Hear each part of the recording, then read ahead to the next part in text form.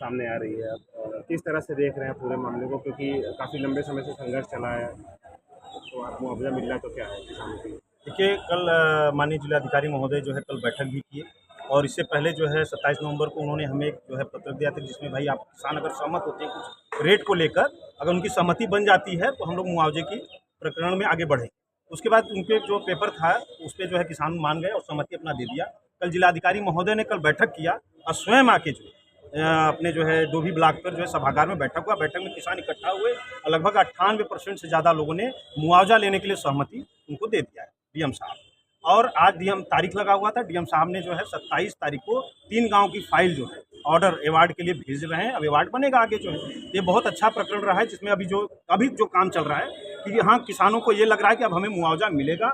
ये 2012 के प्रकरण से वाराणसी और आजमगढ़ मार्ग का निर्माण होना था 2012 के प्रकरण से, जिसमें 16 किलोमीटर का सड़क जो है बाधित है और राष्ट्रीय राजमार्ग ने किसानों को दोषी बना दिया और किसानों को ही ऊपर ही थोप दिया कि जनपद जौनपुर के किसान मुआवजा नहीं ले रहे हैं। अरे भैया, जनपद जौनपुर में 60 लाख 65-70 लाख लगभग आबादी है, पूरे जौनपुर को क्यों आप बदनाम कर रहे हो? 20 गाँव में 4000 किसानों में से लगभग 1000 किसानों को इनको बिना मुआवजे दिए बेचारे वो किसान डेथ कर गए, वो मर गए जो है, लेकिन उनको जो है मुआवजा नहीं मिला। वो प्रतीक्षा करते करते मर गए। ये रेट फिक्स नहीं कर पाए कि हमें क्या रेट देना है।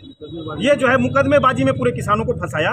तो कम से कम एक आस जग गया है कि 27 तारीख को इस पे जो है डीएम साहब ने बोला है कि फैसले पे हम ऑर्डर करेंगे जो है अवार्ड बनने के लिए। लेकिन यह जरूर पूछने की बात है कि आखिर इतने दिन से प्रकरण क्यों जो है बाधित था, इसलिए कोई जनप्रतिनिधि इसमें हाथ नहीं डाला।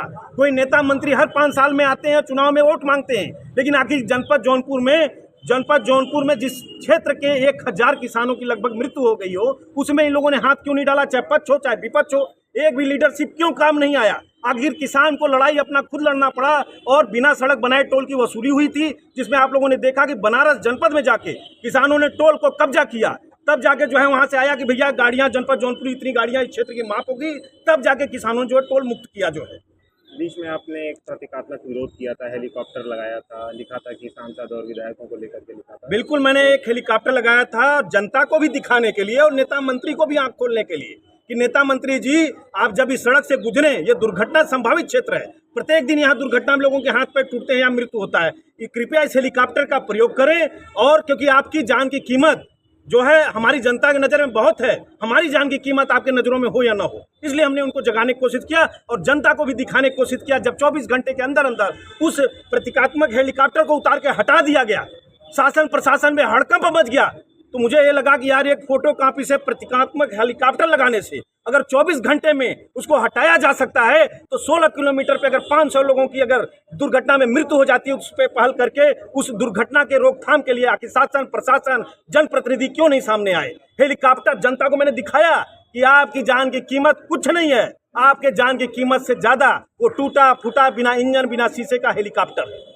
आपके यहाँ के स्थानीय विधायक हैं तूफानी सरोज, सांसद भी है प्रिया सरोज, क्या कभी उनसे शिकायत की थी इस चीज़ की? क्या ये बताइए, जिस क्षेत्र में मरने के बाद दुआर करने लोग आते हैं और आके ये बताते हैं ढांढस हमने दिया, यहाँ पे ट्रक कुचल दिया, लेकिन ट्रक क्यों कुचल रहा है? सड़क बाधित है, अधूरा सड़क है, उनको इतनी जानकारी है, सब कुछ है, हाथ ही नहीं कोई डालना चाहता। और रही बात आप प्रिया सरोज की कर रहे हैं, प्रिया सरोज ने वक्तव्य किया था कि रिंकू सिंह से जो शादी की बात कर रहे हैं आप, रिंकू सिंह से शादी मैं कर रहा हूँ, रिंकू सिंह जो है किसान के बेटे हैं। ये बताइए, जिस क्षेत्र के आप सांसद हैं, जिस क्षेत्र के आपके पिता विधायक हैं, उस क्षेत्र के 1000 किसान बिना मुआवजे के जो है डेथ हो गया, उनको मुआवजे की प्रतीक्षा करते करते वो मर गए। किसी किसान की औरत माँ बेटी सबका किसी का शादी नहीं हुआ, किसी का माँ अपना मंगलसूत्र रखा है, कोई झुमका रखा है, कोई बाली रखा है किसानों के घरों में।